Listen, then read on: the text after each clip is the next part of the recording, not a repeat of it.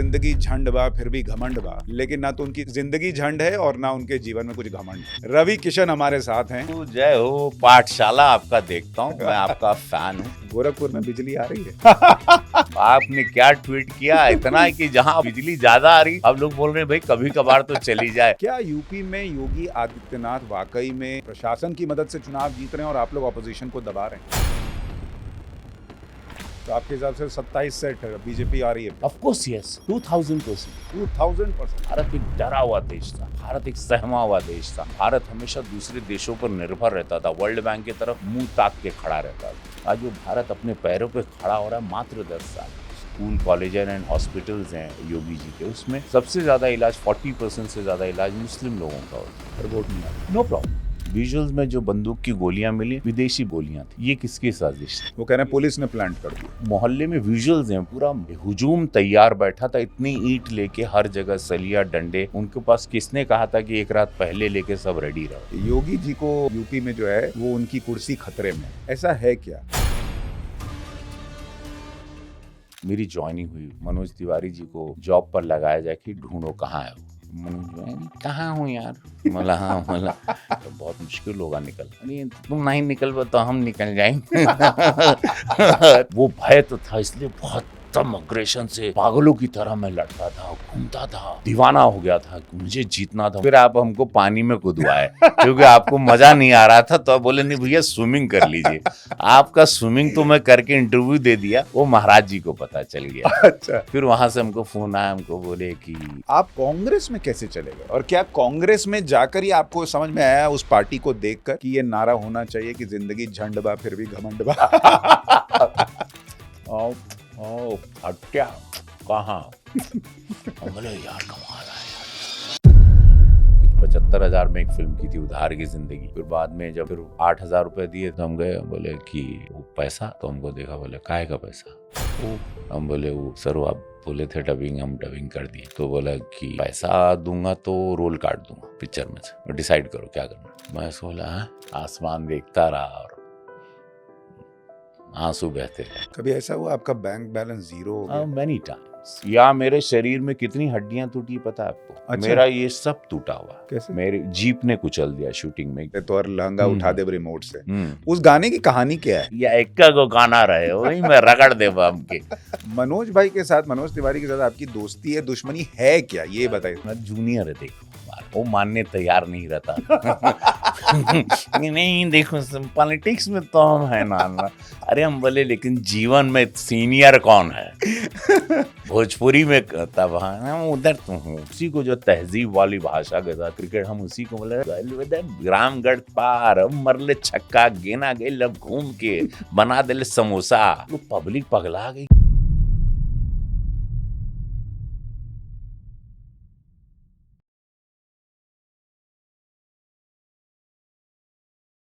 नमस्कार, हमारे इस खास show top angle with Sushant Sinha में आपका बहुत स्वागत है।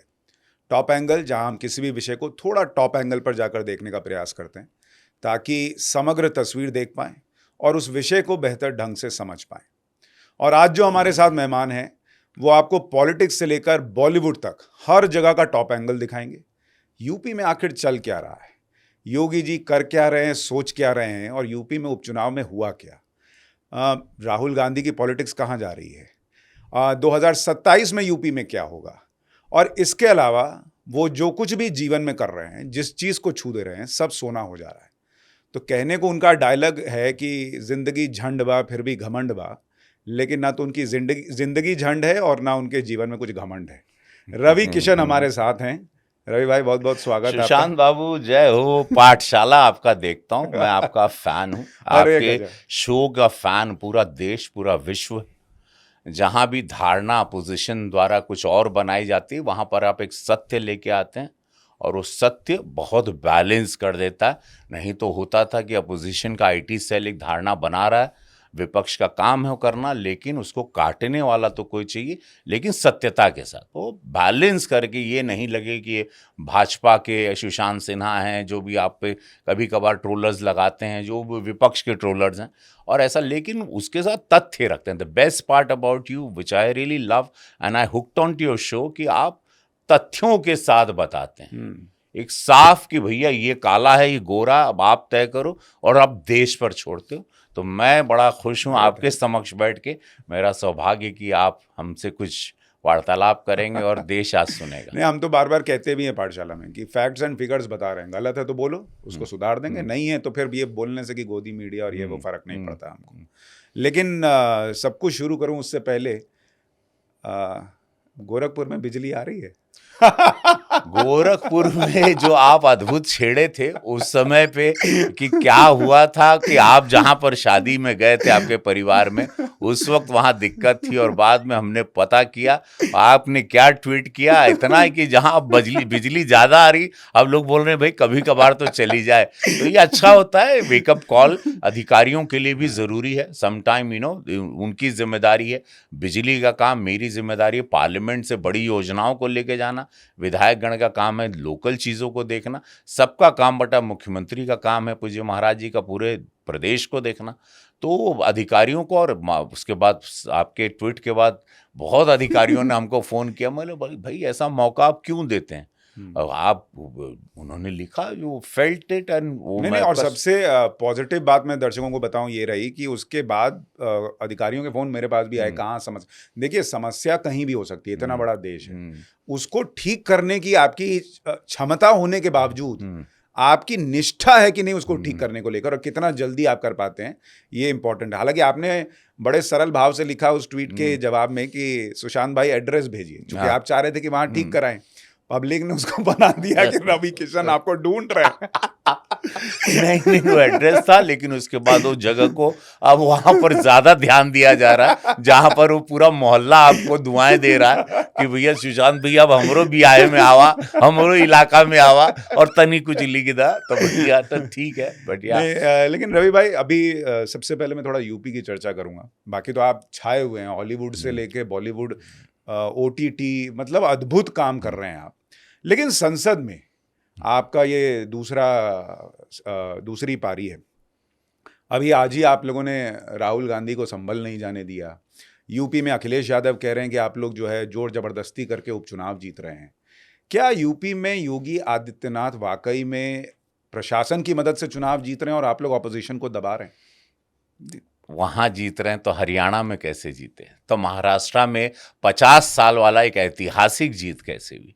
कैसी भी बच्चों जैसी बातें करते हैं, और इतने मेच्योर नेता लोग, they are experience people, they are more senior than मी।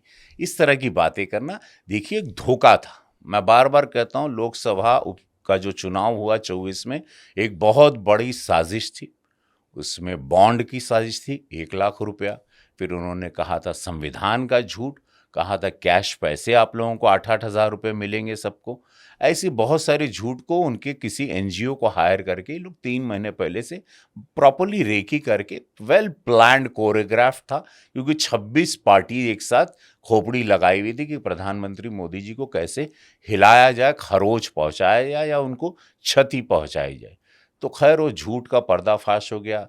सांसद उनके जीत के वहाँ आए, क्षेत्र में कोई ना दिखाई दिए ना कोई काम किए, वो सच्चाई सामने आ गई। तब हम लोग थोड़ा सा लेड बैक थे, शायद हमारा IT सेल, या हम लोग प्रचार में कहीं कमज़ोर थे, या थोड़ा सा कहीं कुछ हमारे में भी कमी बेसी होगी, जो इनको स्पेस मिल गया था अंदर घुसने का। इस बार हम लोग भी तैयार थे, वेल प्लान, हमने प्रचार बहुत तगड़ा किया। पूज्य महाराज जी ने अपनी बातें सीधी और साफ रहेगी कि बटोगे तो कटोगे, ये बात सबको समझ में आ गई। यशस्वी प्रधानमंत्री मोदी जी ने कहा, एक रहोगे तो सेफ रहोगे। ये 2 बातें भारत के 2 बड़े नेता, यूपी अपने आप में एक देश है 25 करोड़, ये बहुत सीरियसली 100 करोड़ हिंदुओं ने, सनातनियों ने, परिवार ने, जो अपने बच्चों के भविष्य को सेफ देखना चाहते हैं, जो नहीं चाहते किसी प्रकार का अनसेफ माहौल इस देश में, जिस तरफ से अग्रेशन आ जाता है, और उसको लोगों ने दिल पर लिया। वहाँ विकास भी देख रहे हैं, सब कुछ देख रहे हैं, भ्रष्टाचार मुक्त सरकार भी देख रहे हैं, तो फिर वोट क्यों यहाँ वहाँ बिखर रहा है? कहने का मतलब, तात्पर्य यह था कि बटोगे तो कटोगे, मतलब कि ब्राह्मण, यादव, कुशवाहा, कुर्मी, पासी, तुम ये हो, तुम वो हो, तुम पिछड़ा हो, तुम अति पिछड़ा, तुम ये हो, ये हिंदुओं के साथ इतने सालों से जो होता रहा, उसी का मतलब था कि हिंदुओं में क्यों जाति, क्यों दूसरे समुदाय में जाति नहीं।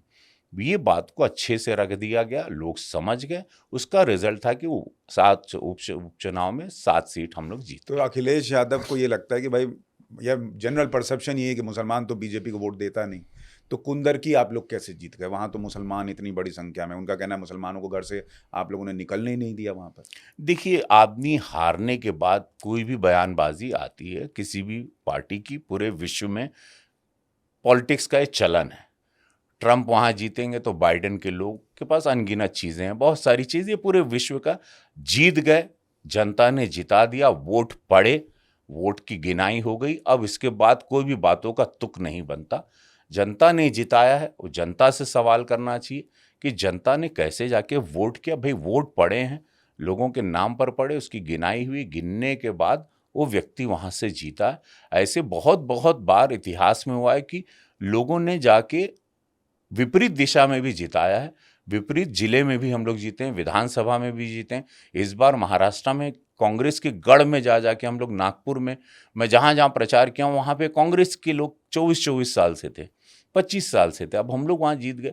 लोग चेंज चाहता है, लोग चेंज चाहते थे और चेंज दिया है। अब जीत गए, 7 सीट जीते हैं।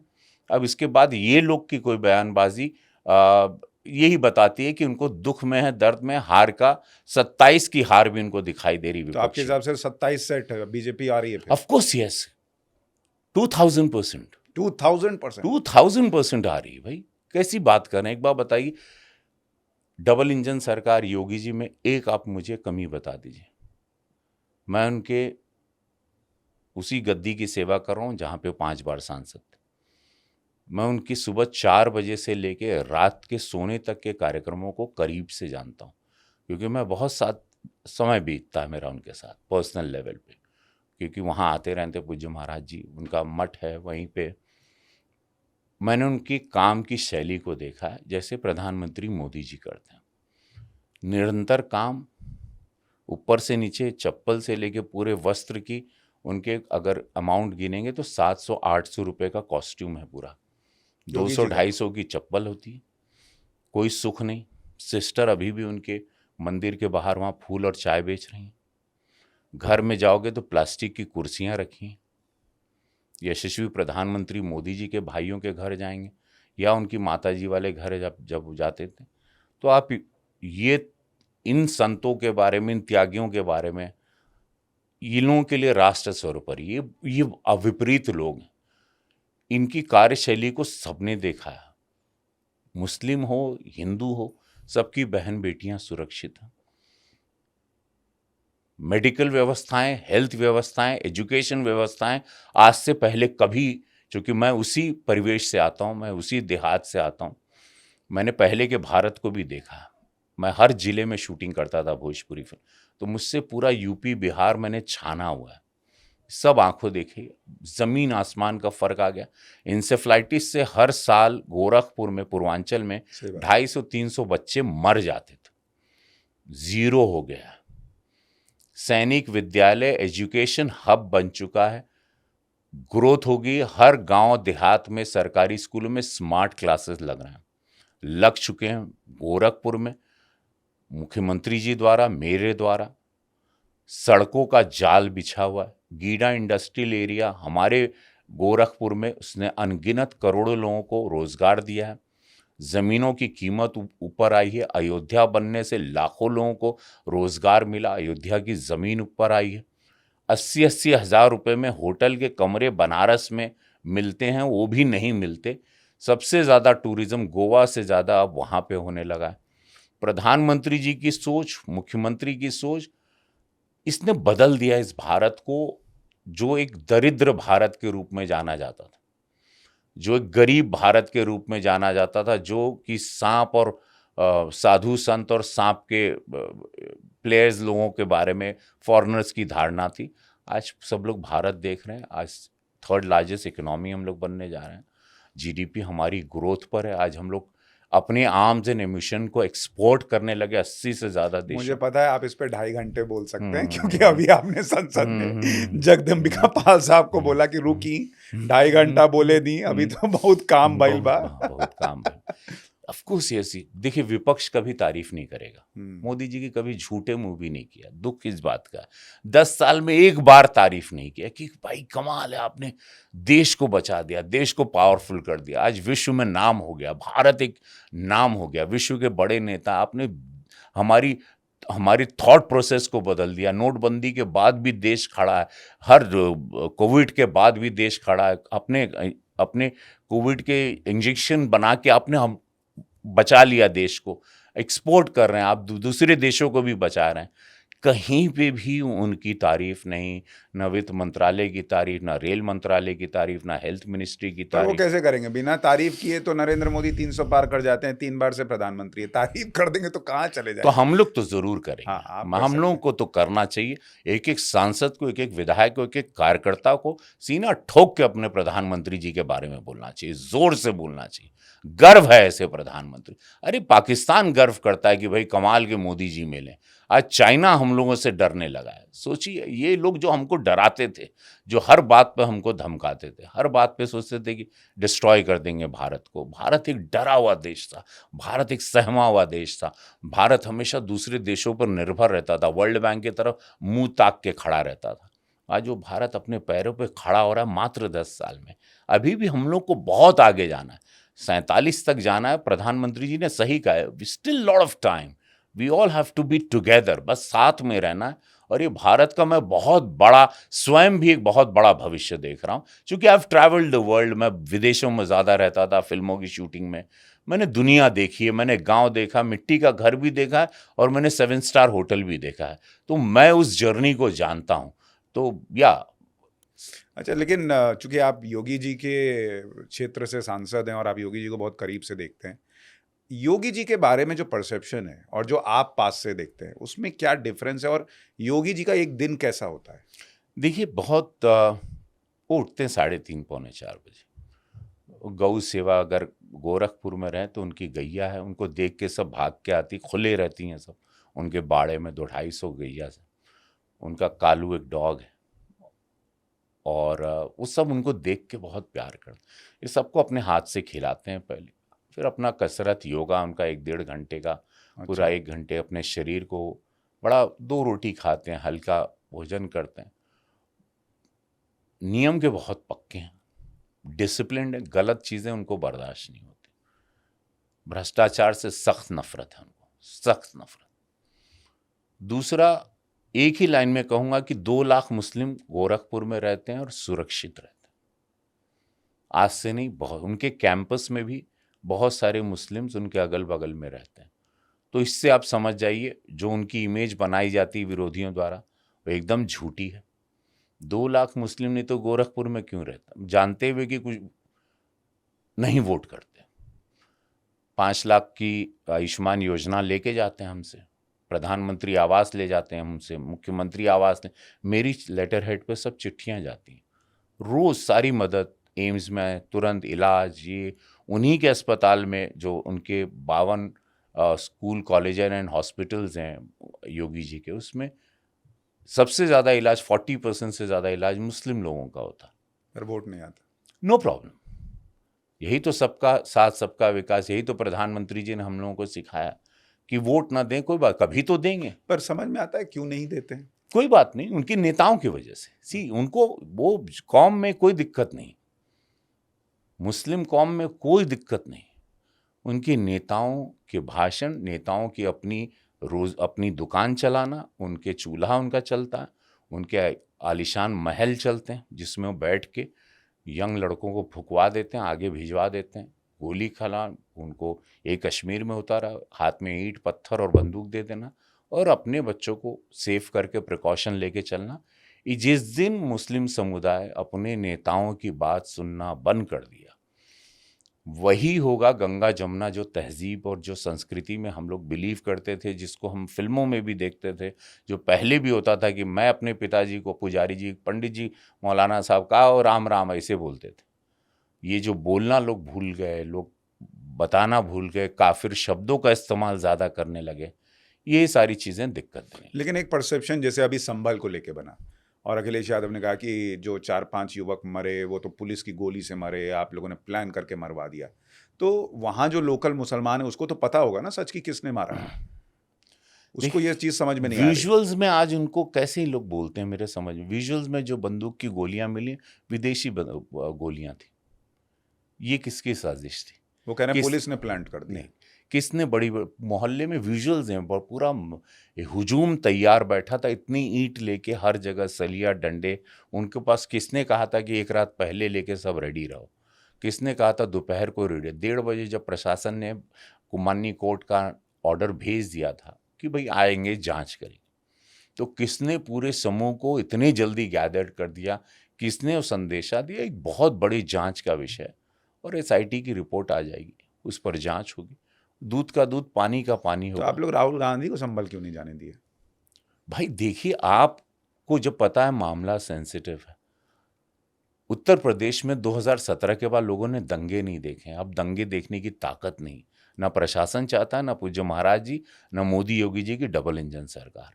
दंगे वाली सिचुएशन को कोई क्रिएट ना करे, ऐसी कोई बात है। जब मामला ऑलरेडी सेंसिटिव है, मामला ऑलरेडी पूरा प्रिकॉशन में चल रहा है समुदाय की, तो वो जो 2017 से लोग आराम से खुशहाल जिंदगी जी रहे हैं पूरे 25 करोड़ की आबादी में, वहाँ दंगे देखने की अब कुव्वत किसी में नहीं।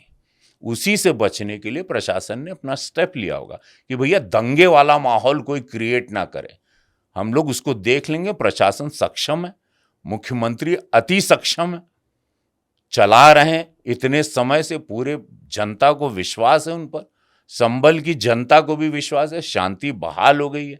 अब उसमें काहे के लिए? क्योंकि अब आपके पास कोई मुद्दे नहीं है। हरियाणा की हार के बाद, महाराष्ट्र की हार के बाद, तो आप मुद्दा क्रिएट करना चाह रहे हैं अपने आप को जनवाने के लिए कि हम जिंदा हैं, हम लोग अभी भी सांसें ले रहे हैं, हमारी पार्टी सांसें ले रही, वो बात अलग नहीं, और उसमें एक चीज़ और लगती है ना रवि भाई, कि आप ये देखिए कि राहुल गांधी कह रहे हैं मैं नेता प्रतिपक्ष हूँ, मेरा काम है वहाँ पे जाना। तो आपका काम तो फिर कोलकाता जाना भी था जब आरजी कर मेडिकल कॉलेज की घटना हुई थी, तब तो आप नहीं गए। आपका काम तो ये भी था कि आप बांग्लादेश के हिंदुओं के लिए बोलते, तब तो आपने नहीं बोला। तो इसलिए पब्लिक को भी ये चीज़ें दिखने पता लगी हैं कि चलती। भाई आप मौका देख के जाते हो कि कहाँ मेरे को फ़ायदा हो सकता है और कहाँ नहीं हो सकता। अखिलेश जी थर्ड बड़ी बिगेस्ट पार्टी है, उनको जाना चाहिए था, उनको भी लेके, अपने साथी उनके मित्र हैं, उनको नहीं लेके गए, क्योंकि तुरंत तो अखिलेश जी आज उदास बैठे थे पार्लियामेंट में। क्यों? कि इनको भाई कि ये निकल लिए। देख, ये होता है ना, पता चल जाता है कि सिचुएशन, अपॉर्चुनिटी पे कौन अपनी रोटियां सेकना चाहता है। अब ये अपॉर्चुनिस्ट मानसिकता से अब देश बाहर, अब देश अपने आप को विराट देखना चाहता है, देश मोदी जी के साथ देखना चाहता है। देश हर्ट हुआ था जब उनके साथ बहुत सारी बदतमीजियां हुई थी पार्लियामेंट में, लोकसभा के चुनाव के बाद अपशब्द उनको बोले जाते थे, और देश ने उसका जवाब, और पूरे जाट समुदाय से लेकर हर समुदाय ने हरियाणा में दिया, फिर उससे बड़ा जवाब महाराष्ट्र में मिला, फिर उपचुनाव में आपको मिला, जहां पर एक शब्द था कि प्रधानमंत्री जी कमजोर हो रहे हैं। ये शब्द भारत बर्दाश्त नहीं करेगा बॉस।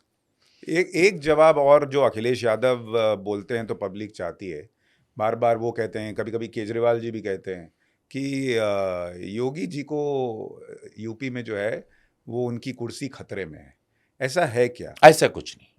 देखिए, ऐसा फडणवीस जी को पर भी अभी लोग शुरू किए थे, यही इनकी साजिश है। आज क्लियर हो गया, ये इनकी साजिश है, ऐसा कोई नहीं। अमित शाह जी और योगी महाराज जी की फोटो भी आई, तब लोग शांत हो गए। एक जगह एक इवेंट में फोटो भी आई, हंसते हुए मुस्कुराते हुए दोनों बात करते।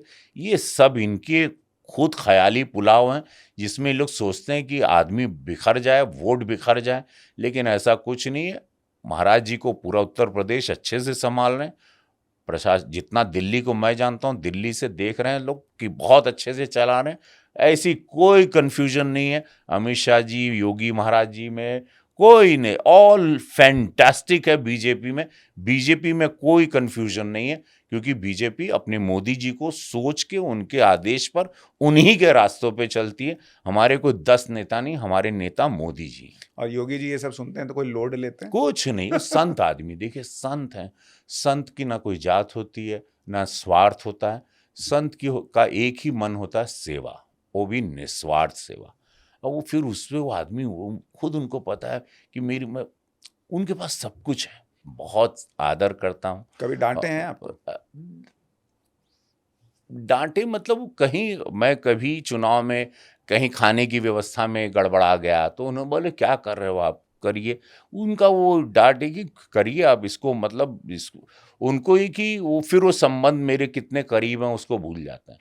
रिजल्ट ओरिएंटेड, अगर अब मैं कहीं कमज़ोर हुआ या मैं लेट बैक हुआ या मेरी कोई चीज़ें कंप्लीट नहीं हो पाई तो वो उनको पसंद नहीं है। वहाँ पर वो स्ट्रिक्ट हैं बहुत, कि यहाँ पर मैं फिर वो भूल जाते हैं कि हम मैं आपको कितना मानता हूँ, या वो फिर वहाँ तभी पर। वो डिलीवर कर पा रहे हैं, क्योंकि हाँ। फिर अगर काम के बीच में रिलेशनशिप आने लगी तो नहीं, मामला नहीं, फिर गड़बड़ा वहाँ जाएगा। पर उन्होंने 1-2 बार हमको समझा भी दिया था हल्के से कि नहीं ये गलत है, इसको आप कंप्लीट करिए और मुझे कल तक ये कंप्लीट चाहिए। तो अच्छा। ऐसा टाइम लिमिट सबको देते हैं। वो उसमें है उनका टाइम फ्रेम, वही मोदी जी वाला। ये टाइम फ्रेम में ही काम होना चाहिए, टाइम फ्रेम में फिनिश होना चाहिए और जनता का पैसा जनता में जाए और जनता, ये उनका बहुत क्लियर रवि है। भाई, आपको पहली बार जब बताया गया कि आपको गोरखपुर से लड़ना है, वो दिन आपको याद है किसने बताया था और आपका रिएक्शन क्या था कि मैं गोरखपुर से कैसे लड़ूं? 17 में हमको गृह मंत्री अमित शाह जी के यहाँ से कॉल आया था कि चुनाव चल रहा था यूपी में और आना है, और मेरी ज्वाइनिंग हुई। मनोज तिवारी जी को जॉब पर लगाया जाए कि ढूंढो कहाँ है वो। मैं लखनऊ सेंट्रल फिल्म फरहान अख्तर के साथ शूटिंग करा। मनोज भाई नहीं कहाँ हूँ यार, बोला हाँ, बोला तो बोले हम, बोले हम यहीं हैं। अरे तुमको आना है, हम बोले अरे शूटिंग चल रहा है तो सेट लगा है, सब कुछ है, कॉम्बिनेशन ऑफ एक्टर्स हैं, सब बहुत मुश्किल होगा निकलना। अरे तो तुम नहीं निकल पा तो हम निकल जाएंगे। तो बोले अच्छा ठीक बा। तो फिर वो उसके बाद सवेरे गए, रामलाल जी थे, फिर वहाँ से हम गृह मंत्री जी के घर गए। गृह मंत्री जी ने हमको बीजेपी का वो पहनाया गले में और फिर हमसे कहा कि स्वागत है आपका और आप जाइए अब यूपी चुनाव में। 1 महीने के लिए प्रचार में मुझे भेज दिया पूर्वांचल में। ऐतिहासिक जीत हुई भाजपा की वहाँ पर। महाराज जी फिर मुख्यमंत्री बने। फिर वहाँ 2 साल फिर मैं एमसीडी के चुनाव में लगा दिए। फिर हर जगह के चुनाव में मैं 2 साल खाली प्रचार करता रहा। फिर अचानक फ़ोन आया कि आपको, कहीं महाराज जी से मिले थे, कहीं मिले थे, कोई बात हुई, महाराज जी ने देखा और बातचीत हो गई। ऊपर फिर ऊपर वाला नहीं जानते ऊपर खाने में क्या हुआ। लेकिन फिर हमको फ़ोन आया संजय मयूख जी का कि तार नाम आवता। हम बोले तो कब, बोले गोरखपुर से। तो 19 में 18 में हम लोग उपचुनाव वहाँ हार चुके थे। पहली बार गोरखपुर में भाजपा हारी थी और वो बड़ा दुखद रहा, महाराज जी के लिए भी बहुत दुखद समय था। और वो सीट को वापस से लाना था क्योंकि वो मंदिर की सीट थी, भाजपा का गढ़ है गोरखपुर। फिर उसमें हमको भेजा गया 19 में और मैं 3.5 लाख कुछ वोट से। तो आपको ये तनाव हुआ था कि अभी बाईपोल में हारे हैं, कहीं पिछल का हम कांग्रेस वाला हारे ही थे, कहीं बोनी जो है वो हार से ना हो जाए? हाँ देखिए, डर तो बहुत था। डर तो सुशांत भाई जी आपसे बात करने के पहले भी आदमी भय तो रहता है। देखिए मंच पे जाता हूँ, इंटरव्यू शुरू हो, कोई समझदार व्यक्ति के साथ हो या पार्लियामेंट में बोलना हो या पहली बार शॉट देना हो कैमरे के सामने, वो भय नहीं रहेगा। दैट मीन्स आपकी ग्रोथ खत्म हो गई, आपके अंदर की क्रिएटिविटी खत्म हो रही। वो रेस्टलेस, वो रहना चाहिए। वो फियर ऑफ वो कमाल, मुझे लगता है, मेरा पर्सनल एक्सपीरियंस है, किसी एक्टर में, किसी एंकर में, किसी नेता में, लीडर में वो नहीं होना चाहिए कॉन्फिडेंट कि ऑलराइट वो उड़ जाएंगे, वो मुश्किल है। वो भय तो था, इसलिए बहुत तम अग्रेशन से पागलों की तरह मैं लड़ता था, घूमता था, दीवाना हो गया था कि मुझे जीतना था, मुझे हारना नहीं था, क्योंकि मैं एक हार ले चुका था। मुझे तो कि मुझे अब हारना नहीं है। मुझे लगा था मैं सर्वाइव में क्या मुंह दिखा पाऊंगा अपने आप से। लड़ाई खुद की। देखिए हम लोग बहुत नीचे से आए, हम लोग बहुत गरीबी से आए। हम लोग, एक गरीब ब्राह्मण का लड़का, उसके पास कुछ नहीं था, मेरे पास सिवाय लड़ने के और कुछ नहीं। मेरे पास लड़ने के अलावा कुछ आता ही नहीं मुझे। और मैं दर्शकों को बताऊं, 2019 में जब रवि भाई चुनाव लड़ रहे थे तो मैं गोरखपुर गया था, अगर आपको याद हो, आपकी वो चुनावी यात्रा कवर करने के लिए। और हम दोनों सेम होटल में रुके हुए थे जहाँ पर रवि भाई भी थे और मैं भी था। तो मैं आपको बताऊं कि मैंने देखा कि रवि भाई सड़क पे निकलते थे तो ऑलमोस्ट इनकी मॉब लिंचिंग टाइप हो जाती थी, जिस तरह रोज से एक कुर्ता फटता रोज एक कुर्ता फटता था। मैं आपको ये भी बताऊं, अगले दिन सुबह 6:30 बजे शूट होना था हमारा आपका इंटरव्यू। तो रवि भाई ने कमिट किया था कि मैं सुबह 6:30 बजे जिम से हम शुरू करेंगे, आपको अगर याद हो, और जिम में मैं आ जाऊँगा। आपको दर्शकों को मैं बताऊँ, रवि किशन जी रात में 3 बजे आप कार्यक्रम करके लौटे थे। आपका चप्पल कहीं जा चुका था, आपका कुर्ता फट चुका था, क्योंकि लोगों का प्यार इतना था, ऐसा नहीं था कि कोई गाली दे रहा था, प्यार में फोटो खिंचवाने और इसके लिए वो कुर्ता फट जा रहा था। 3 बजे भाई साहब आए हैं, उसके बाद आप मेरे ख्याल से 3:30-4 बजे सोए होंगे, और 6 बजे रवि किशन जी जिम में मौजूद थे मेरे साथ। फिर आप हमको पानी में कूदवाए क्योंकि आपको मजा नहीं आ रहा था, तो आप बोले नहीं भैया स्विमिंग कर लीजिए। आपका स्विमिंग को मैं करके इंटरव्यू दे दिया, वो महाराज जी को पता चल गया। अच्छा। फिर वहां से हमको फोन आया, हमको बोले कि आप स्विमिंग कर रहे हैं वहां पे। हम बोले नहीं, वो एक इंटरव्यू नहीं, आप स्विमिंग पूल में इंटरव्यू दे रहे हैं, आप क्या ऐसा क्या लोग सोचेंगे। मैं बोला महाराज जी मैं ऐसे ही रहता था पहले, मतलब मेरा लाइफस्टाइल यही था, कसरत, स्विमिंग, रोज 1-1.5 घंटा अपने आप से अपॉइंटमेंट रहना शरीर को। बोला ऐसा नहीं, चुनाव में ऐसा सब नहीं चलता है। तो वो एक सीख रही। फिर बोले होटल में रह रहे हैं आप, होटल छोड़िए। तुरंत आप गए, अगले दिन हम आपका इंटरव्यू आया, हमारा होटल छूटा, भाई किराए का मकान लिए, और तुरंत हम वैसे ही बुरिया बिस्तर लेके किराए के मकान में गए। फिर मैं चुनाव में उतरा, तब उन समझ में आया बैलेंस कि नहीं ठीक है। फिर जिम का सामान कमरे में मंगवाया, वही किराए के मकान में, वहीं वर्कआउट करता था छोटे से कमरे में, और वहाँ से मैं चुनाव लड़ता था। होटल को त्याग दिया तब से, कि होटल में रह के राजनीति नहीं होती। ये महाराज जी ने हमको फ़ोन पर बता दिया कि होटल में रह के आप चुनाव नहीं लड़ सकते। तो आपकी जीत में मेरी इंटरव्यू का भी थोड़ा योगदान है। हाँ, बहुत बड़ा, वो बड़ा पॉपुलर हो गया था भाई। वर्कआउट करते हुए पहली बार हमको किसी ने देखा, गोरखपुर हार गए थे उस सीट, महाराज जी की सीट, दाव पे सब कुछ लगा था, सबकी नज़र थी कि हाँ रवि किशन आए हैं, और एक साधु संतों की 40 साल 50 साल से उस सीट, वहाँ एक कलाकार आना अपने आप में एक शॉकिंग न्यूज़। समझ रहे, जहाँ पे सिर्फ एक गेरुआ वस्त्र ही देखा गया, वहाँ एक रंग बिरंगी आदमी, और आपने गर्दा उड़ा दिया। 3 लाख के मार्जिन से जीते आप। गोरक्षनाथ महाराज की कृपा है, वो शिव अवतारी, और महाराज जी मोदी जी की कृपा। मतलब उसमें डेफिनेटली पहले चुनाव में मोदी योगी का मैजिक रहा। सेकंड में लोगों ने मुझे जज किया, मेरे कामों को जज किया, the way I conducted, the way I went and I requested everyone. छोटी छोटी सभाएं की, पेड़ पर चढ़ के की, खेत में की, खलियान में की, घर में जाके की, चौपाल लगाया, बहुत छोटे छोटे चौपाल लगाया। इसलिए मैं इस आंधी में बच गया। मैं छोटी छोटी सब, क्योंकि मुझे बहुत साइलेंस लगता था जब मैं प्रचार, मुझे लगता था कुछ तो डरावना है, ये अपोजिशन के झंडे नहीं दिख रहे हैं, अपोजिशन की गाड़ियां नहीं दिखती थी, तो मतलब समथिंग इज वियर्ड, कुछ तो था जो कि लोगों ने साइलेंटली खेल लिया था। भाई हर घर पे जाके 1-1 लाख रुपए का बॉन्ड साइन करवा दिए थे, ये सब तो बहुत सारी चीजें। तो ये तो आपकी बीजेपी की जर्नी हो गई। आप कांग्रेस में कैसे चले गए, और क्या कांग्रेस में जाकर ही आपको समझ में आया उस पार्टी को देखकर कि ये नारा होना चाहिए कि जिंदगी झंड बा फिर भी घमंड बा? वो एक ऐसा इंसिडेंट था, लोग चूंकि बहुत कम लोगों को ये मालूम भी नहीं, क्योंकि मैं शूटिंग कर रहा था, वो 1 महीने में ही सब कुछ हुआ था, और वो 1 महीने में मैं चुनाव भी लड़ गया, हार भी गया, और ज्वाइन करना था बीजेपी। बुलावा हमको अमित शाह जी का, उस टाइम पे राजनाथ सिंह जी का रक्षा मंत्रालय का आया था, और मुझे लेफ्ट में गाड़ी मोड़नी थी, जिसको कहते हैं समय चक्र भाग्य।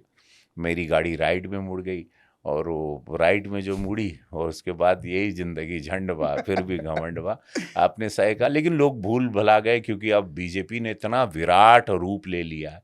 बीजेपी के सांसदों ने, मंत्री ने, नेतागण ने अपने कामों से, कि अब लोग अपोजिशन को बहुत सही कहें, अब अपोजिशन को कोई याद नहीं, और आने वाले समय में अपोजिशन को लोग भूलना पसंद करेंगे, इस देश को विराट देखना चाहेंगे। 20-25 साल तो मुझे बहुत, सुशांत भाई, बहुत मुश्किल लग रहा है, क्योंकि मैं इनको पार्लियामेंट में भी देखता हूँ, ना कोई विजन है, ना बातों में कोई दमखम है। विरोध करना, मोदी जी को अपशब्द बोलना, आपने देख लिया साबरमती रिपोर्ट, हम लोग परसों देखे, जहाँ प्रधानमंत्री जी इतने भावुक हो गए, कितने कितने कितने आरोपों से गुजरे, कितने दर्द से गुजरे, और फिल्म की सच्चाई देखे, फिल्म में एक पूरी कहानी जो थी वो सत्य कुछ और था। अच्छा रवि भाई, ये पॉलिटिक्स में तो आपका सब शानदार चल ही रहा है, लेकिन कई बार होता है लोग एक ट्रैक पे जाते हैं तो दूसरा छूटने लगता है। आपने वहाँ भी गर्दा मचा रखा है, आप ओटीटी पे लापता लेडीज ऑस्कर जा रही है, कहाँ आप भोजपुरी फिल्में करने वाले, कहाँ ऑस्कर में आपकी एंट्री हो रही है, यूएस में आपकी भोजपुरी फिल्म आप रिलीज कर दे रहे हैं, ये अलग जोन में आप चले गए, अलग लेवल पे आप चले गए, ये कैसे हो रहा है? देखिए सुशांत भाई, बहुत एक कोई मॉडेस्ट नहीं, लेकिन मैं पहली बार पॉडकास्ट बहुत कम करता हूँ मैं। आप के साथ भी थोड़ा समय लगा, लेकिन आ गए हम। अ, जब मैं सांसद बना तो मुझे लगा अब इंडस्ट्री मुझे भूल जाएगी। फिर मुझे लगा मेरा घर कैसे चलेगा, मेरे खर्चे बहुत हैं, चूँकि परिवार बहुत बड़ा है, और जितना बड़ा हाथी उसका उतना बड़ा चारा होता है। जैसे एक लाइफस्टाइल जिए वैसे ही जिएंगे। तब भगवान महादेव की कृपा रही, फिल्म आई, किरण राव जी, आमिर खान प्रोडक्शन।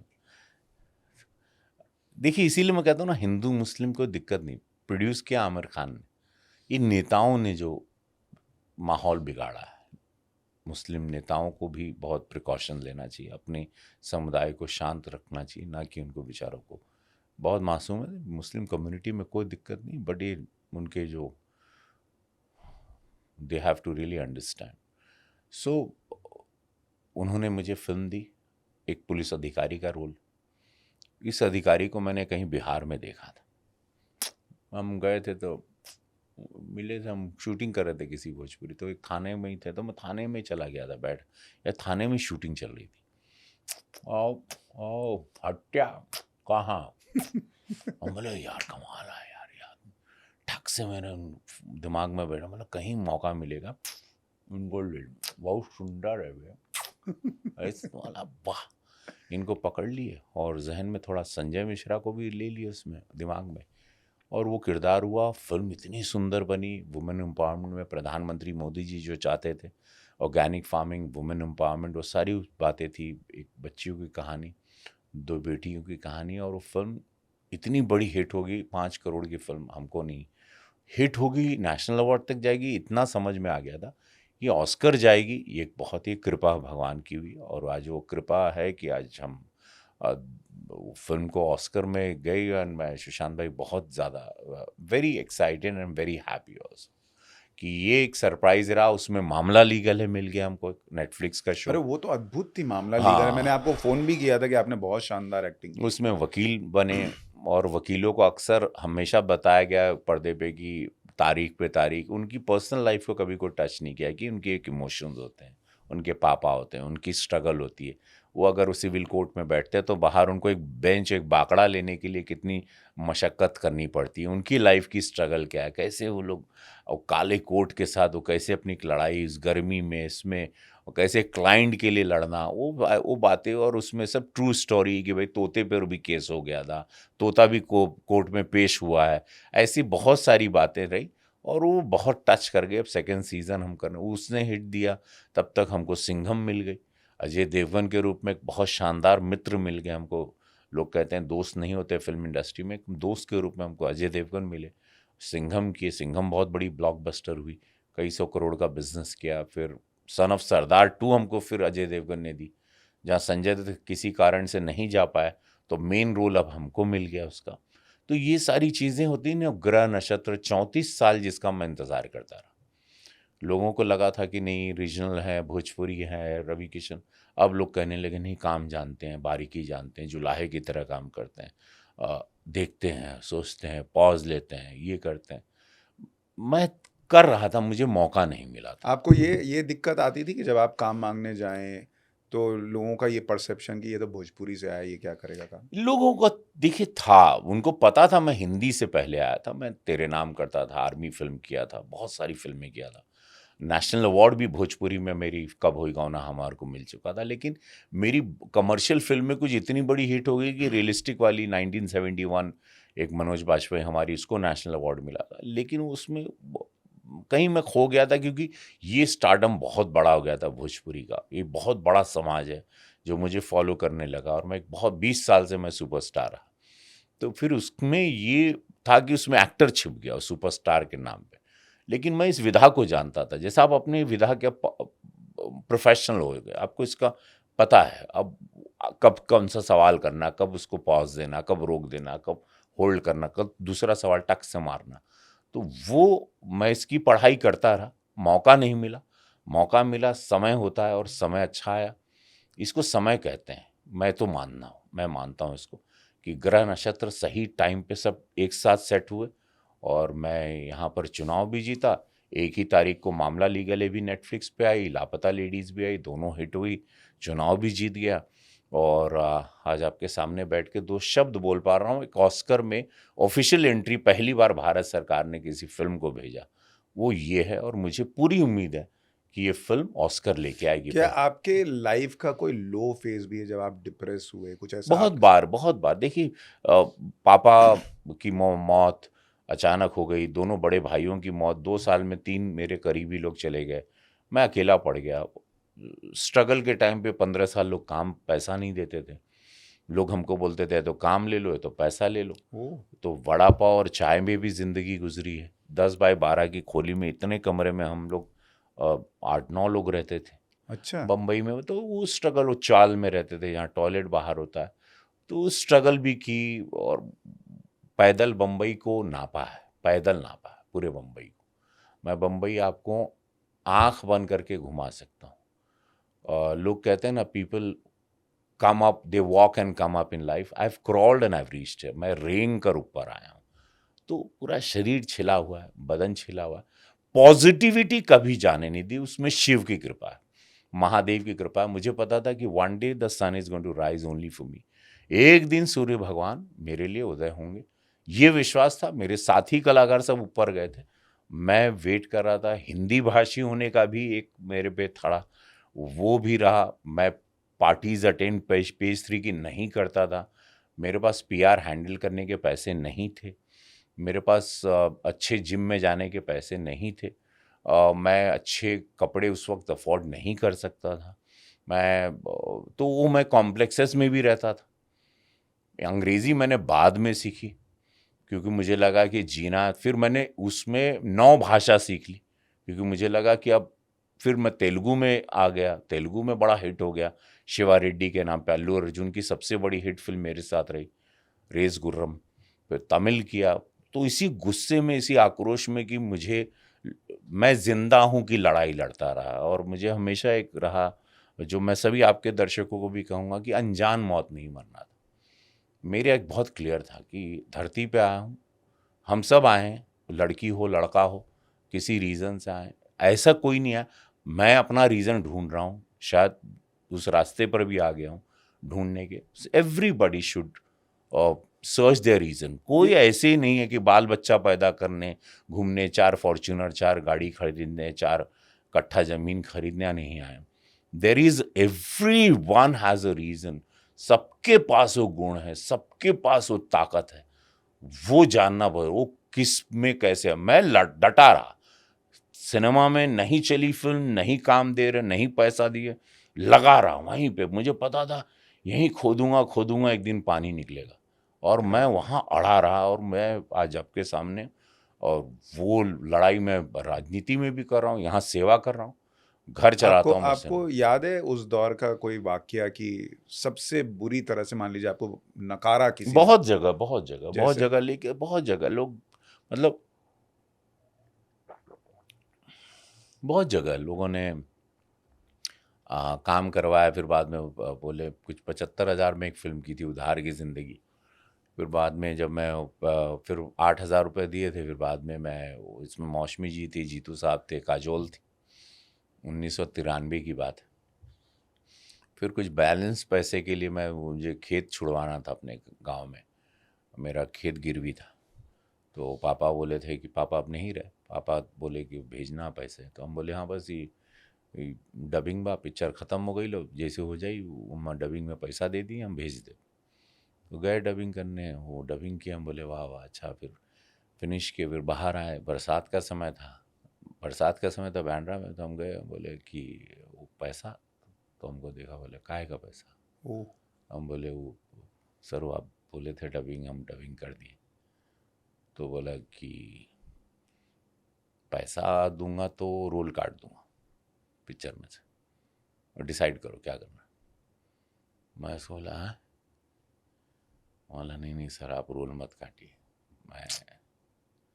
मैं जाता हूँ। और मैं ऐसा हेलमेट पहना, मोटरसाइकिल, बारिश में भाड़ भाड़ भाड़ भाड़, रोते रोते रोते बैंडस्टैंड एक जगह है जहाँ शाहरुख रहते हैं, वहीं खड़ा रहा, आसमान देखता रहा और आंसू बहते रहे। मतलब ऐसे बहुत इंसिडेंट्स हैं, अनगिनत अनगिनत, बट नो हार्ड फीलिंग्स। एक चीज़ बहुत सुंदर है जो मैं सबको बोलना चाहूँगा, इन चीज़ों ने मुझे बिटर नहीं बनाया कि मेरा समय आएगा और मैंने कभी, मैं उनको एडिट ही कर दिया लाइफ से, उन सब वायर्स ही काट देता हूँ। मेरे पास स्विच ऑन स्विच ऑफ का बटन है, कच से ऐसा कट जाता है और वो लोग मेमोरीज में भी नहीं रहते मेरे। अभी आप बोले तो मुझे कुरेदना पड़ा उस इंसिडेंट को। ऐसे लाखों इंसिडेंट हुए, ऐसे लाखों ह्यूमिलिएशन, अनगिनत ह्यूमिलिएशन, अनगिनत। कभी ऐसा हुआ आपका बैंक बैलेंस जीरो हो गया? मैनी टाइम्स एक बार नहीं, हजारों बार उस जीरो पे गया। It's all fine, it's okay, but best क्या था कि मैंने कि रेस्टोरेंट का खाना, पार्टी, महंगी चीज़ें, अभी भी मेरे पास सब कुछ रह के भी मैं अपने पे खर्च नहीं कर पाता। अभी भी मैं होटल में जाता हूँ और लोग मुझे 5 स्टार फैसिलिटीज़ देते हैं, शूटिंग में 7 स्टार देते हैं, या प्रचार में भी जाता हूँ, पार्टी के द्वारा सब फैसिलिटी मिलती है। मैं होटल से खाना ऑर्डर नहीं कर पाता, वो अभी तक वो दिमाग से वो गरीबी नहीं निकली। मैं अभी भी कपड़े आयरन करने की, महंगा होगा, सब कुछ है मेरे पास।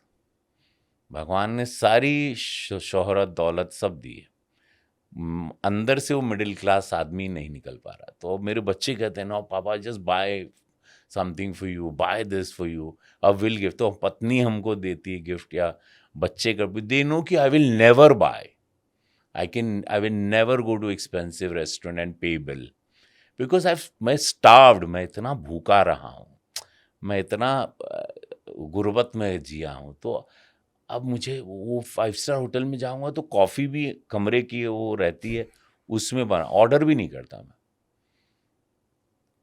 कोई भी बिल पे कर रहा है, प्रोडक्शन कर रहा है, वो मेरी मानसिकता में ही नहीं है कि बहुत खाना, खिचड़ी मंगा लूँगा कभी, and I am all right, I am happy, because मुझे लगता है बस मुझे बहुत तकलीफ से मिला है, तो वो मुझसे नहीं निकल पा रहा, वो मेरे घर वाले इससे बड़े परेशान हैं। पर वो अंदर रहना अच्छा है, क्योंकि आप पॉलिटिक्स में है ना, तो वो तकलीफ आपको दूसरों की तकलीफ समझने में मदद करेगी, तभी आप बेहतर नेता बन पा रहे हैं। रवि भाई, कहाँ से लाइफ चेंज हुई, कहाँ से अकाउंट में पैसे आने लगे? और सैया हमार पहली फिल्म मिली, वो ब्लॉकबस्टर हुई। उसके बाद दूसरी पंडित जी बताई ना बिया का, वो एक फिल्म थी जो गर्दा उड़ा दी थी, गर्दा, तूफान था वो पिक्चर। उसके लिए कितने पैसे मिले थे आपको? उसके लिए मिले थे 5 लाख रुपए। ये कब की बात है? 2005, 2005, हाँ 2004। उसके बाद जो मैं उड़ा, आई नेवर लुक बैक। पैसे बरसते थे, गाड़ियों में पैसे पड़े रहते थे, डिग्गी में पैसे, इनकम टैक्स पे करने लगा था, हाईएस्ट पे, 17 फिल्में फ्लोर पर, 3-3 शिफ्ट दिन में करता था, गाड़ी में सोता था, क्योंकि बड़ी तकलीफ़ों के बाद काम मिला था। तो फिर मैंने बोला इंडस्ट्री खड़ी करूँगा, अब भोजपुरी इंडस्ट्री बनाऊंगा। फिर मनोज तिवारी आए, उन्होंने एक पिक्चर की, ससुरा बड़ा, यार हम लोग, फिर मैं अपने तूफान मिल पे था, मुझे लगा कि नहीं, इंडस्ट्री को बनाना है, इसको बनाना है, इसको बना, इस भाषा को मुझे जनवाना। और वो भाषा जिसको दूध वाला, केला वाला, भाजी वाला की भाषा समझते थे भैया लोग, अरे भैया दुनिया को जन्माना था, वो मेरा एक एंगल था। और वो मैंने इसमें स्वैग लाया, स्टाइल लाया, सब कुछ लाके इस भोजपुरी का रंग ही बदल दिया। वो मेरी लड़ाई थी, वो मेरा अचीवमेंट था, वो मेरा किक था कि कोई सुपरस्टार नहीं बना रहा, स्वयं भू खुदा को बाम आग लगा के खुदा जल गया, खुदा का सुपरस्टार।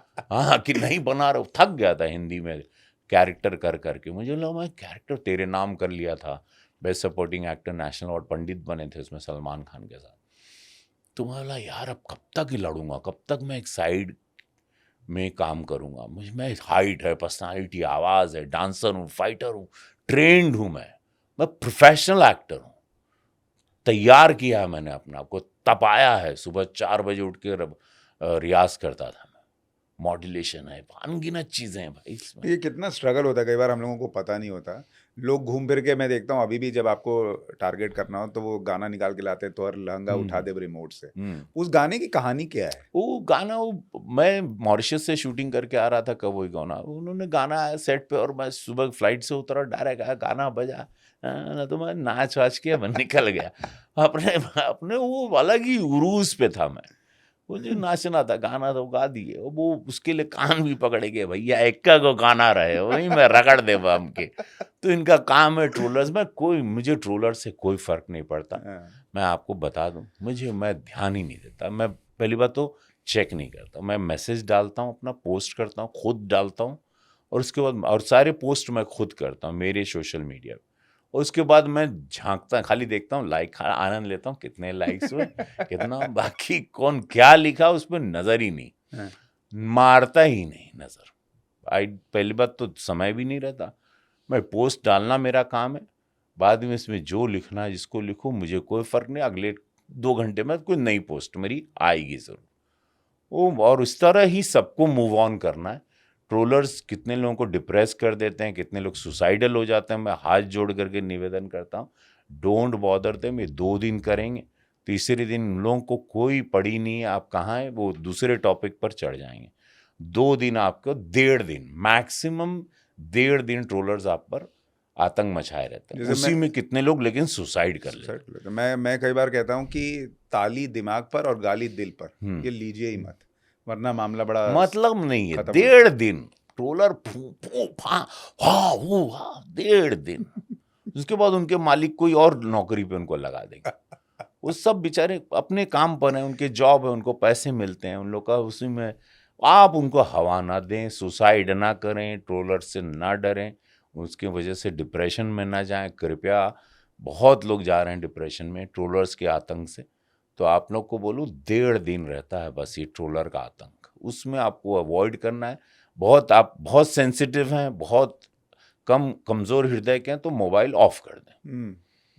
नहीं, और उसमें आज आपका पॉडकास्ट देखने के बाद कई लोगों को ये समझ में आएगा कि कोई रवि किशन ऐसा ही नहीं बनता है।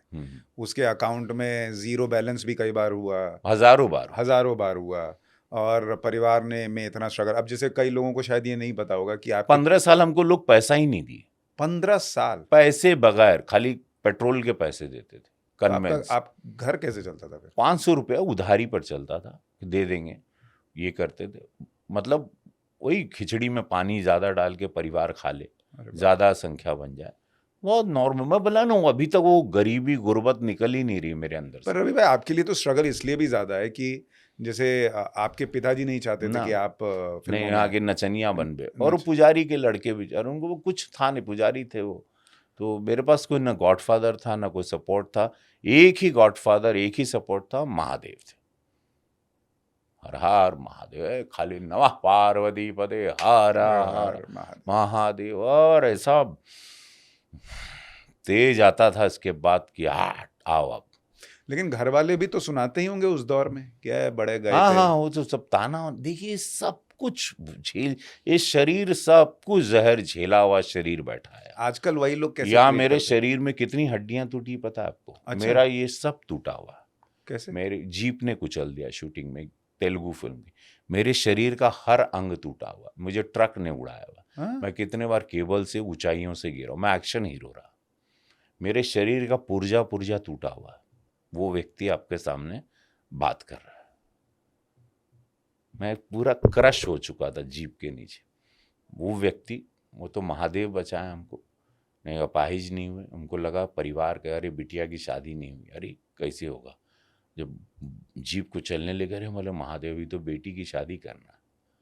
बच गए, उठा दिए महादेव। 40 दिन में फिर रिकवर किए, पानी में, स्विमिंग पूल में घुस गए, वहीं पानी में अपने आप को रिकवर किए। सुनील शेट्टी का Ravi what happened, go in the water, उसने पानी से रिकवर किया। हड्डी उड्डी खुदे जुड़वा दी। कोई डॉक्टर पट्टी उट्टी काट दिए थे हाथ से, कोई पट्टी उट्टी। पानी में गए ऐसे बैठ, नहा के खुदा जॉइंट, तो आड़ा टेढ़ा सब हड्डी जॉइंट है हमारा। हाँ, सब पूरा हड्डी उड्डी सब टेढ़ा जॉइंट, सब ऐसा गया, ऐसा जॉइंट हो गया। पूरी फिल्मी कहानी आपकी। मजेदार है। भोले का भक्त तो भाई ऐसे ही होगा ना, जेकर नाथ भोलेनाथ हुआ नाथ कैसी होगी। भोले का भक्त तो अड़भंगी होगा, नॉर्मल कैसे हो सकता है। आजकल वही लोग आपसे कैसे बर्ताव करते हैं, परिवार वाले, दोस्त, जिन्होंने उस वक्त देखना बंद कर दिया? ऐसे सन्नाटे में रहते हैं हम, उनको लगता है कि किसको देख ली, सब ऐसे रहते हैं। इतना 750 सिनेमा थोपी दिए सर पे। और सिनेमा, अभी तो सुन रहा हूँ आप बिग बॉस में भी जा रहे हैं। बिग बॉस अभी हमारा हाय दैया विद रवि भैया बड़ा हिट हुआ। हाँ, सलमान खान के साथ हम को होस्ट कर रहे हैं, बड़ा टीआरपी हिट हो गई उसकी, लोग बहुत देख रहे हैं उसको, बहुत देख रहे हैं। वो अनुभव कैसा है? बड़ा आनंद। उसी घर में 3 महीने लॉक था मैं, उसी घर में मैं छत तोड़ता था, मैं पागल हो गया था। फर्स्ट सीजन में मैं पार्टिसिपेंट था, वहीं तो बोला था जिंदगी झंड बा फिर भी घमंड बा, फ्रस्ट्रेटेड हो गया था मैं। और उसी शो को महादेव की कृपा देखो, समय देखो, ग्रह देखो, नक्षत्र देखो, माता पिता का आशीर्वाद, कर्म की, उसी शो को मैं होस्ट कर रहा हूँ। ये भी अद्भुत। और सलमान खान से बड़ा अच्छा क्योंकि उनसे आपने वो भी अभी किया, मुलाकात, फिल्म भी की। हाँ मुलाकात है, हम दोनों का दिन अलग है, मेरा अच्छा। फ्राइडे, उनका सैटरडे संडे, ऐसा दिन था। लेकिन आप वैसे तो आपकी दोस्ती यारी अब सबके साथ है, मनोज भाई के साथ, मनोज तिवारी के साथ आपकी दोस्ती है, दुश्मनी है क्या, ये बताइए। अद्भुत है दोनों का, क्या है? प्रेम है, बड़ा प्रेम है। जूनियर है देखो हमारा, वो मानने तैयार नहीं रहता। नहीं देखो पॉलिटिक्स में तो हम है ना। अरे हम बोले लेकिन जीवन में सीनियर कौन है? भोजपुरी में तब हाँ उधर तो हूँ। अब बड़ा प्रेम है, बड़ा बहुत प्यार करते हैं। अब वो उनको लगा कि मुझसे डरना किसी को नहीं चाहिए, मैं हार्म नहीं कर सकता किसी को। मैं अपनी लाइन लकीर को लंबी करना जानता हूँ, मैं किसी को छोटा करने कभी धरती पे आया ही नहीं। छोटा करने की ना हमारी कोई औकात है, ना हम लोग को करना चाहिए किसी को। हम लोग किसको क्या छोटा करेंगे। तो मैं अपनी लकीर, खाली मैं अपनी लड़ाई लड़ रहा हूँ कि मैं जिंदा, क्योंकि मुझे लोग पाताल में सोचते थे, तो मैं अपनी जिंदा हूँ, मैं अपनी अंतर्द्वंद से ही लड़ रहा हूँ, मैं अपने आप ही से लड़ रहा हूँ कि मैं जिंदा हूँ टाइप, कि मुझे पहचानो, मैं हूँ, मैं काम जानता हूँ। ये बेस्ट लड़ाई है रवि भाई, कि आप अपने आप से लड़ें और अपने आप को इम्प्रूव करें, दूसरों के चक्कर में भागें तो मतलब लड़ाई मैं खत्म ध्यान ही नहीं मेरा किसी और, ना लेफ्ट ना राइट, मैं खुदे से लड़ता हूँ, खुदे से बात करता रहता हूँ। पार्लियामेंट में अभी बात किया 10-12 मिनट, पगलाया हूँ। अब अपनी खामियों को कि यहाँ पॉज दे, यहाँ बोल देता, यहाँ ठीक, यहाँ बोलता, यहाँ और 2 तारीफ करता, यहाँ और अरे ये वाला टॉपिक, अपने में खोया रहता हूँ। और आपने कुछ छोड़ा नहीं है, आप क्रिकेट की कमेंट्री में भी घुस गए। हाँ, और वो भोजपुरी कमेंट्री मरले गेना गाइल गोरखपुर पार सोचिए, थॉट ही बदल दिया, क्रिकेट का थॉट ही बदल।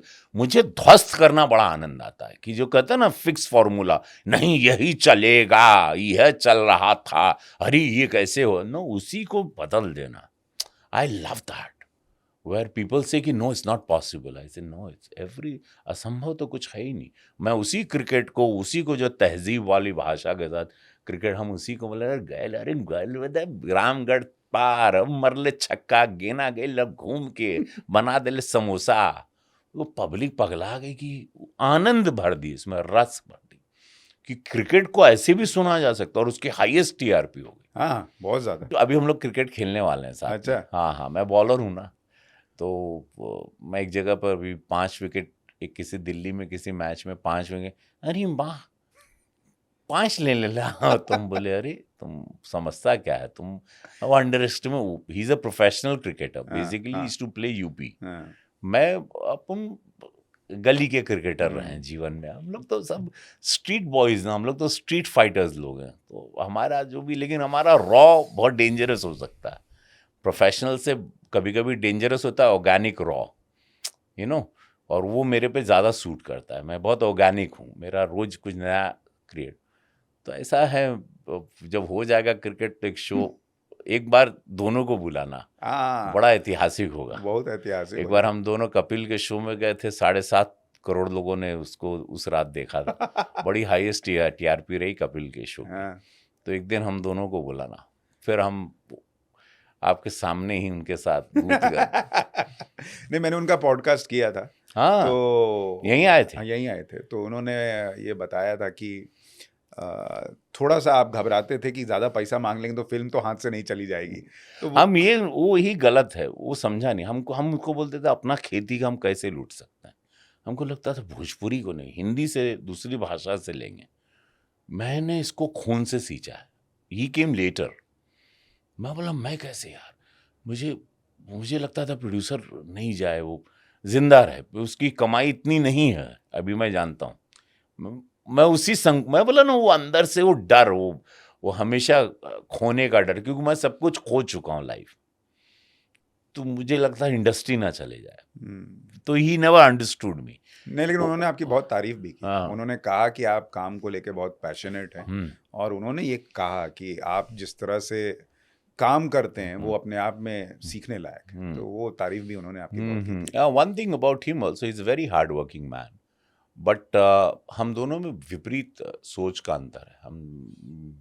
मेरा कला को देखने की दृष्टि, is a singer, I am actor, और मेरी राजनीति, चूंकि मैं प्रधानमंत्री जी के साथ भी और योगी जी, मैं भाग्यशाली रहा कि मैं दोनों के साथ ज़्यादा परिपक्व, मुझे मतलब सीखने बहुत करीब से मिला, सानिध्य इतना तगड़ा मिला कि सामने मुझे मिलते ही मास्टर योगी जी मिल गए गुरु के रूप में। सो मेरा थॉट प्रोसेस ही लाइफ का बदल गया।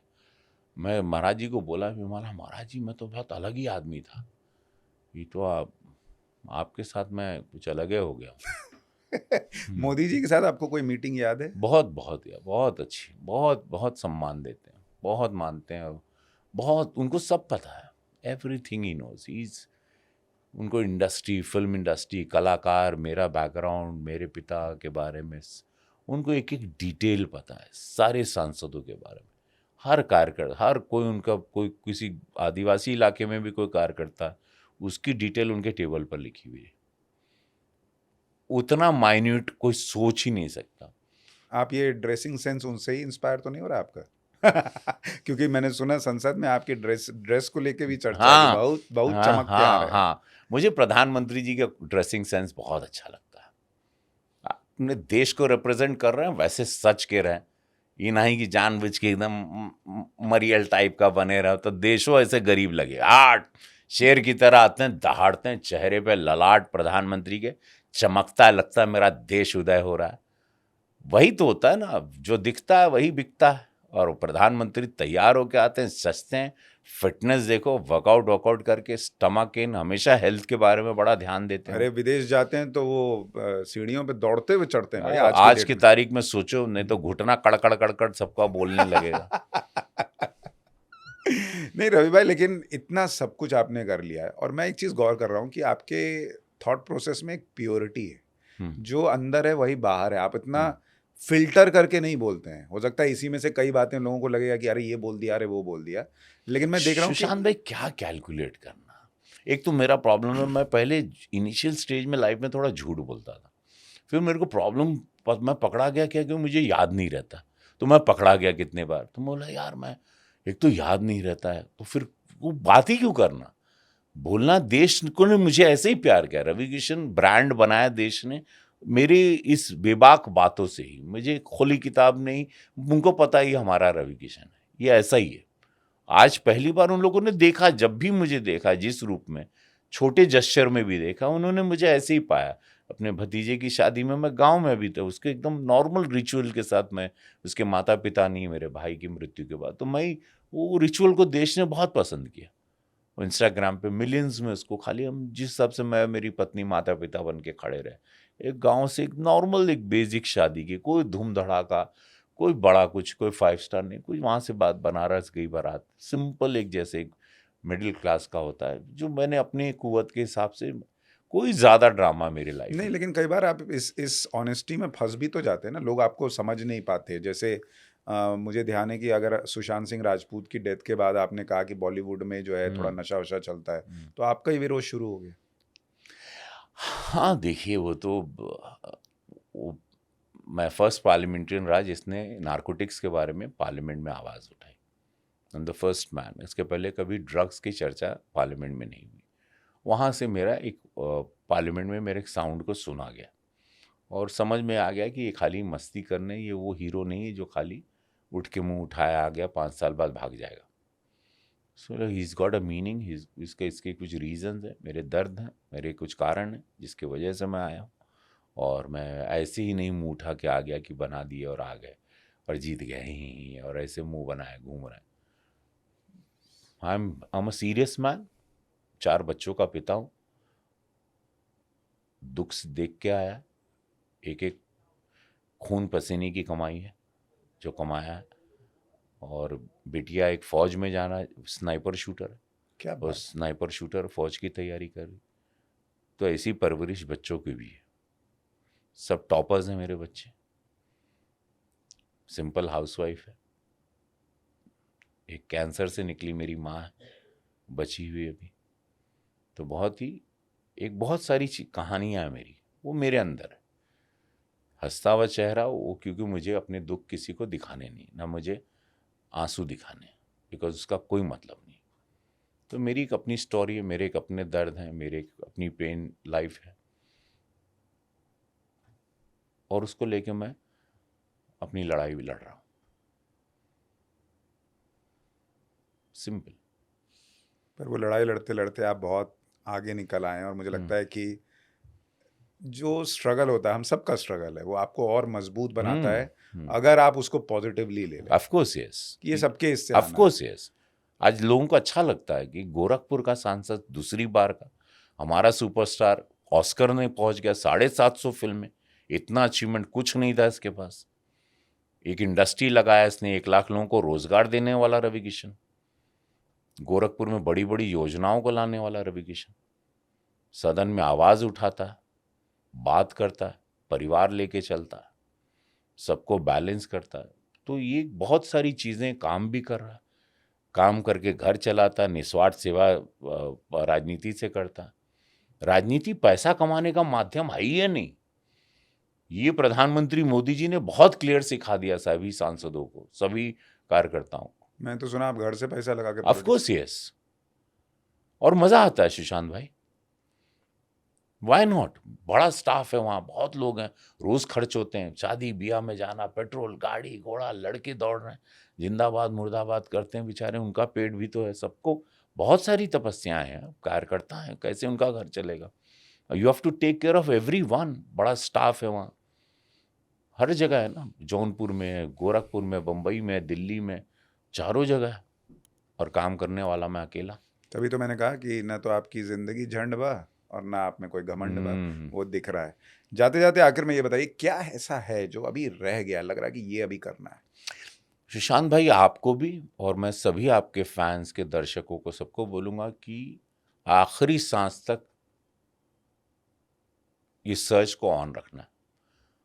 सांस निकल जाएगी, और ऐसा कोई व्यक्ति नहीं है, प्रधानमंत्री की आंखों में भी मैंने वो देखा, इस देश को कहाँ ले जाना है, उन्होंने 47 का टारगेट रखा। ऐसा कोई व्यक्ति नहीं जो मैं कहूँगा कि यही पाके वो, जैसे आप संतुष्ट हो गए, आप रुक गए, आप मृत्यु की ओर चल पड़े। पानी रुकेगा, बदबू मारेगा, चलते रहना, सर्च करना, यही आत्मा, यही ईश्वर ने यही शरीर बनाया, यही मंदिर है, इसी में वो सर्च को ऑन रखना। और मैंने देखा बड़े बड़े विद्वान, मैं बहुत लोगों को जानता हूँ, मेरी यात्रा में मैं भी 55 साल का हुआ हूँ, अनगिनत लोगों को मिला हूँ, philosopher, writers, creators, businessman, industry, बहुत लोग मेरे लाइफ में मिला हूँ, best of the people in the world I met, I sat with them, had a discussion with them. किसी के पास का आंसर नहीं कि what they want, where they want to reach, क्या पाना चाहते हैं, बिकॉज ये इसका अंत ही नहीं, फिर कुछ और, फिर कुछ और आएगा, फिर कुछ और, कुछ पा लोगे जो गोल बना, फिर वापस लेगा और थोड़ा आगे जाओ। और यही ब्यूटी ईश्वर, यही नेचर की ब्यूटी है जिसने आपको क्रिएट किया है। That's a beautiful.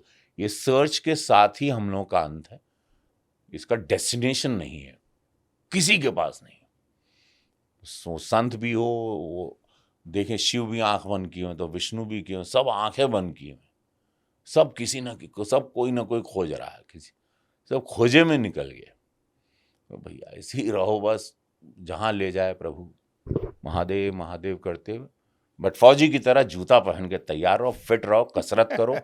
1 घंटा अपने आप से अपॉइंटमेंट बहुत ज़रूरी है सुशांत भाई, हर व्यक्ति 1 घंटा अपने आप को जरूर दें, अपने आप का अपॉइंटमेंट रखें, और 3 चीज, लर्न, अर्न एंड रिटर्न। सीखिए, कमाइए, प्रकृति से जो लिए हो उसको लौटाइए, पे बैक टाइम जिसको कहते हैं, जिसके वजह से मैं राजनीति में आया।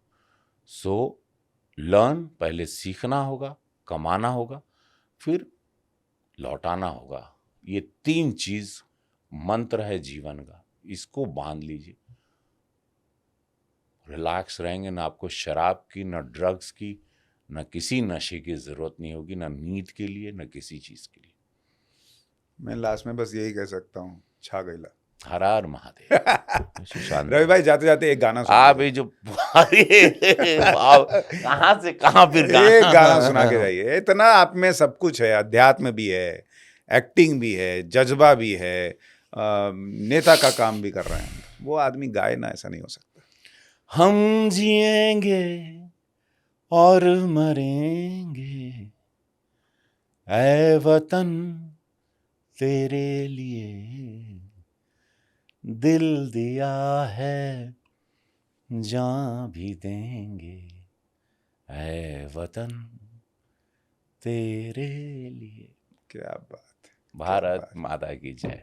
इसी नोट पे हम ये पॉडकास्ट खत्म कर रहे हैं, और रवि भाई, आपको बहुत सारी शुभकामनाएं हैं। आप अभी जैसे छू रहे हैं और सोना बना रहे हैं, आप इसी तरह से आगे बढ़ें और बहुत सारे लोगों की जिंदगियों को भी सोना, हीरा, मोती जो बनाना चाह रहे हैं आप, वो बनाएं। यही ईश्वर से अरे सुशांत भाई, थैंक यू बुलाने के लिए और इतना शानदार इंटरव्यू लेने के लिए। वो बीच बीच में आप आंखों से मुझे पॉज देके निकलवाते थे ना, वो आपकी शातिरता कहूं या शालीनता कहूं, या you know it how to do it. आप लोगों को ये पॉडकास्ट कैसा लगा हमें ज़रूर बताइएगा कमेंट करके। रवि भाई, बहुत बहुत धन्यवाद। Thank you. आप लोगों का भी धन्यवाद।